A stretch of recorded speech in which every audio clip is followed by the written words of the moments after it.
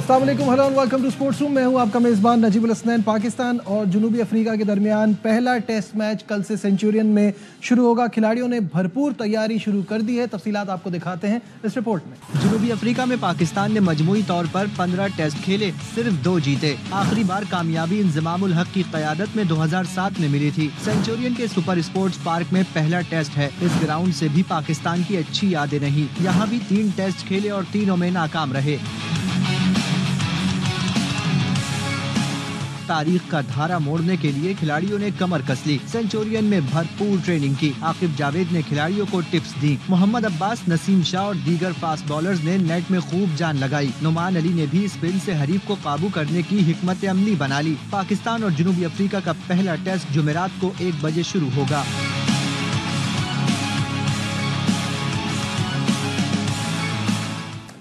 जी, इसी पर बात करने के लिए हमारे साथ हैं former wicket keeper batter Kamran Akmal. Kamran, अस्सलाम वालेकुम, वेलकम टू द शो। और सबसे पहले आपको बहुत बहुत मुबारक हो, आप डायरेक्टर बन गए गनी ग्लास एकेडमी के इंस्टीट्यूट के।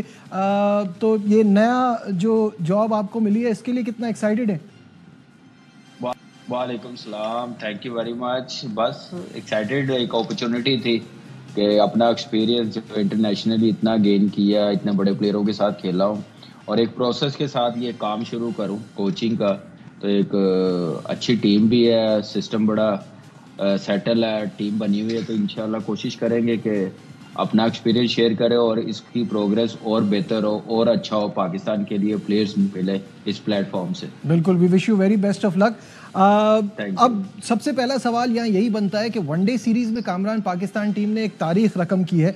अब आगे जो है वो एक्सपेक्टेशन बढ़ जाती है। घर में तो हमने इंग्लैंड के खिलाफ सीरीज जीती थी। साउथ अफ्रीका की कंडीशंस कुछ मुख्तलिफ हैं, लेकिन हम पहले से यहाँ मौजूद हैं। कैसा देख रहे हैं इस सीरीज को? देखिए, टफ सीरीज मैं देख रहा हूँ कि पाकिस्तान टीम के पास आपको पता है कि कॉन्फिडेंस मिला है। 2 बड़ी टीमों को वनडे सीरीज हराया। ठीक है, जिम्बाब्वे जैसी भी थी और साउथ अफ्रीका को वाइट वॉश करने वाली पहली टीम पाकिस्तान बनी है और पहली टीम ही एशिया की बनी थी जो साउथ अफ्रीका में जाके ओडीआई सीरीज जीती थी 2012-13 में मेरे ख्याल से। तो एक अपॉर्चुनिटी तो है पाकिस्तान टीम के पास, कॉन्फिडेंस है। बस अब देखते हैं कि कल जो एक विनिंग नोट पे ये सीरीज खत्म की है वनडे और टेस्ट सीरीज, उसी मोमेंटम के साथ शुरू की जाए। अच्छा कॉम्बिनेशन पिच के मुताबिक क्या 11 बनाते हैं, स्पिनर्स डलता या नहीं डलता, उन्होंने तो कोई डाला नहीं है स्पिनर्स। इसका मतलब है कि स्टीमी कंडीशन है, फास्ट बॉलर्स के लिए कंडीशन सूटेबल है। तो उस हिसाब से अपनी टीम बनाई, क्योंकि यहाँ पे भी स्टीमी कंडीशन थी जो बांग्लादेश के खिलाफ बनाई थी, ग्रीन पिचेस बनाई थी। तो हम लोगों को अच्छे तरीके से असेस किया नहीं, जिसकी वजह से बॉलिंग में कमी नजर आई है। तो कल ये टीम ऐसी है कि यहाँ पे कोई कमी नजर आई तो ये डोमिनेट करेंगे। तो अच्छा, वो चीजें सारी सामने रखते हुए प्लानिंग करनी चाहिए। कामरान, जब मैं इनकी प्लेइंग 11 जो कि ऑलरेडी अनाउंस भी कर चुके हैं वो सामने देख रहा हूँ, तो ये कोई इतनी खतरनाक नहीं लग रही। मुझे इस बात का अंदाजा है कि श्रीलंका के खिलाफ इन्होंने बहुत अच्छी क्रिकेट खेली, बड़ा डोमिनेट किया और टीम अपनी कंडीशन में खेल रही है, लेकिन ऐसे कोई बहुत बड़े नाम या खतरनाक वो दिख नहीं रहे। क्या कहते हैं? देखिए, बिल्कुल ऐसे इनका नोकिया नहीं है, जेरार्ड कोटजिन अनफिट है, वो टीम का हिस्सा नहीं है। केशव महाराज मेरे ख्याल से इंजर्ड है, जिसकी वजह से इनको स्पिन डिपार्टमेंट में बड़ी प्रॉब्लम नजर आएगी। तो अभी तक जो मैं इनकी बॉलिंग लाइनअप में देख रहा हूँ ना, हमारे बैटर्स के लिए जो आसानी मुझे लग रही है, एक तो पैटिसन है और एक नया ऑलराउंडर है जो लास्ट ओडीआई मैच भी कॉर्बिन बॉश जी, बॉश, वो बड़ा अच्छा पेस भी है, इन एक्सपीरियंस है। लेकिन 2 बॉलर्स पे ये टेस्ट मैच खेलेंगे साउथ अफ्रीका वाले, रबाडा और मार्को जॉनसन, ये इनके मेन बॉलर्स होंगे। तो अगर इनको सरवाइव हमारे बैटर्स कर गए तो एक बड़ा टोटल लगा सकते हैं। तो मेरे ख्याल से पाकिस्तान टीम, मैं फिर यही बोलूंगा कि टाइम मिला, लड़के जल्दी गए हैं, खेलते हुए जा रहे हैं और एक कॉन्फिडेंस जो मिलना चाहिए था वो पाकिस्तान टीम ने हासिल किया बड़ी मेहनत से, पॉजिटिव क्रिकेट खेल के। तो ये टेस्ट क्रिकेट भी पॉजिटिव खेलनी पड़ेगी और अब देखना है कि कल क्या ओपनर चेंज होंगे या क्या। बिल्कुल सही है, सेम ओपनिंग पेयर देखिए अभी तक जो खबरें आ रही है ना कामरान, वो खबरें ये आ रही हैं कि अब्दुल्ला शफीक की पुअर फॉर्म की वजह से शायद उनको मौका ना दिया जाए और साइम अयूब और शान मसूद ओपन करें। आप इसको कैसा देखते हैं?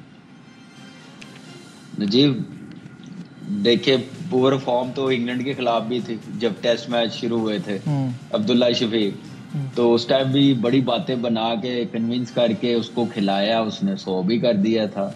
अभी भी किसी को खिलाने के लिए, किसी को ओबलाइज करने के लिए फिर ऐसी बातें करनी पड़ती है, लेकिन नजर आ रहा है कि अच्छी फॉर्म नहीं है वनडे में। पहले भी नहीं थी, खिलाया था, कॉन्फिडेंस दिया था, तो एक टेस्ट मैच में कॉन्फिडेंस दे सकते हैं, चांस ले सकते हैं। इंग्लैंड सीरीज वो अच्छा खेला है, लेकिन अब आपको पता है कि रिसेंटली एक क्रिकेट से बाहर होता है तो फिर सारी क्रिकेट से बाहर करना शुरू कर देते हैं। हमने इमाम की मिसाल देखी है, टेस्ट मैचेस में अच्छा नहीं हुआ और वनडे से वो बिल्कुल ही आउट हो गया, जिसकी 50 की एवरेज है। जब बनता ही नहीं है वनडे से बाहर होना, लेकिन ये सिर्फ पाकिस्तान में, सही कह रहे हैं, ये हो सकता है, ये सिर्फ पाकिस्तान में हो सकता है। किसी को भी निकालने के लिए कोई भी क्रिकेट से निकाल दे, लेकिन खैर जो वहां पे पिच को देखते हुए, फॉर्म को देखते हुए, और क्या ओपनिंग पेयर होना चाहिए, ईशान बेहतर समझता है, कोच है इस टाइम। आपको पता है कि कॉन्फिडेंस, मैं फिर बोलूंगा, कॉन्फिडेंस गेन किया हुआ है, इसको जाया ना जाने दें। ऐसे फजूल के एक्सपेरिमेंट ना करें, जीतने के लिए खेलें।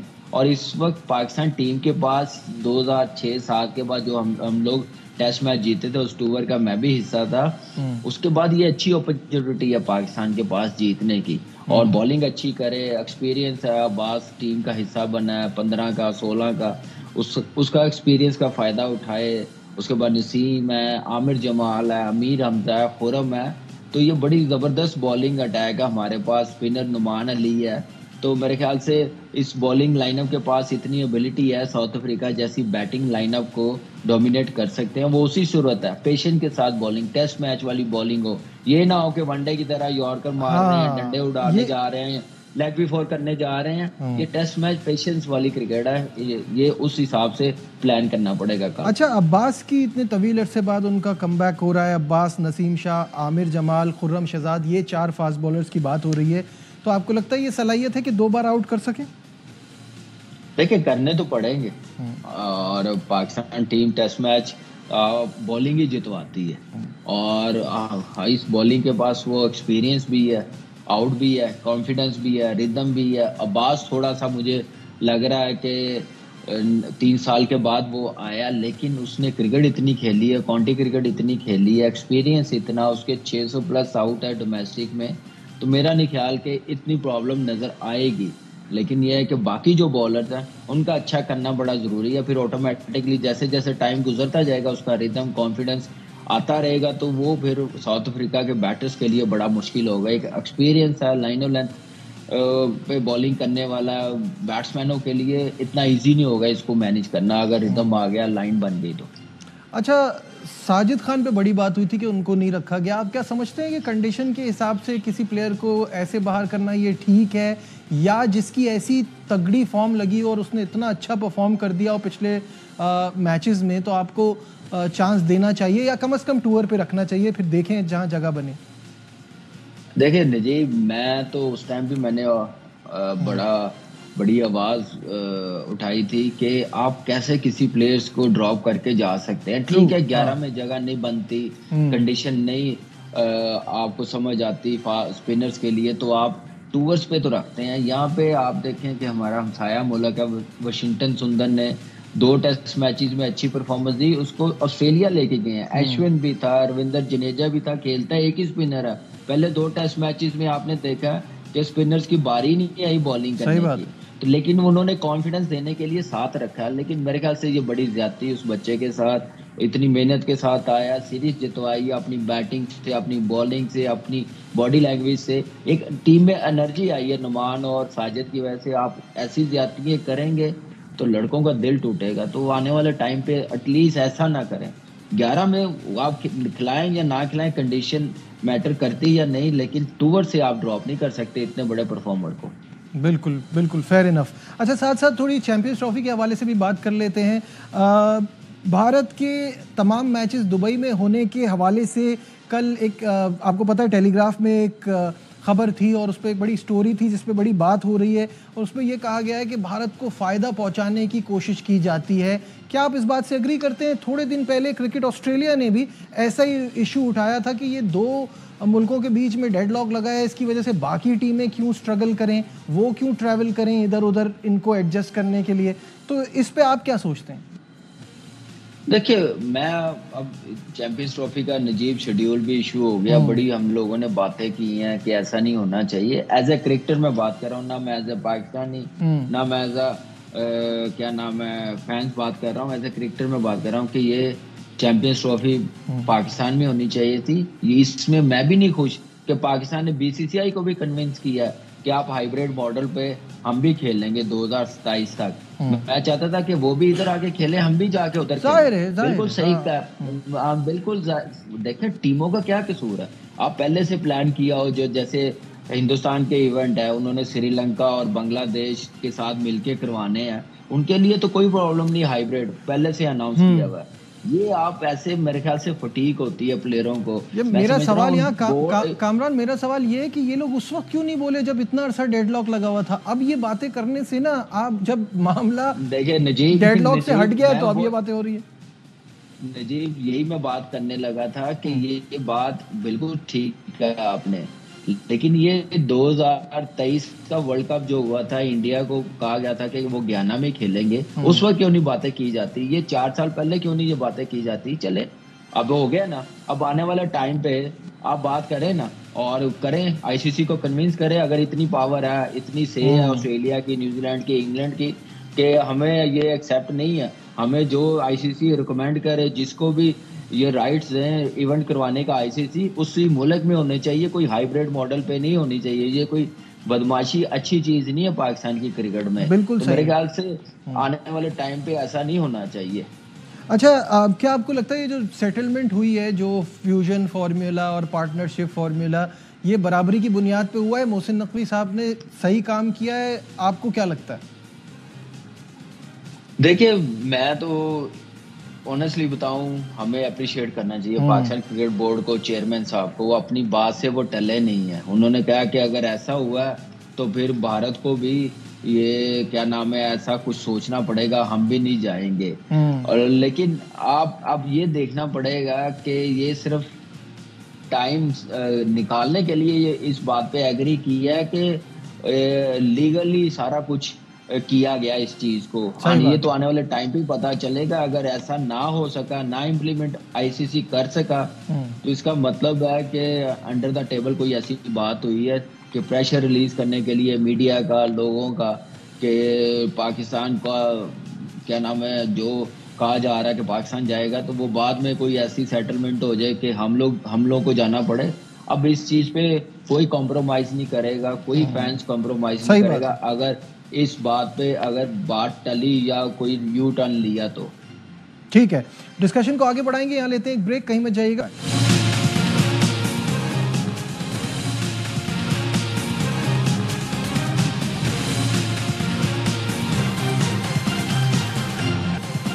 Glad to have you back once again to Sports Room and in conversation with Kamran Akmal. Kamran, मुझे जल्दी से ये बताइएगा कि साउथ अफ्रीका की सीरीज के बाद वेस्ट इंडीज का पाकिस्तान का दौरा है, वर्ल्ड टेस्ट चैंपियनशिप के फाइनल पे इस पे हार जीत से कोई असर नहीं पड़ना, तो यहाँ क्या हम अपने ज्यादा यंगस्टर्स को मौका नहीं दे सकते?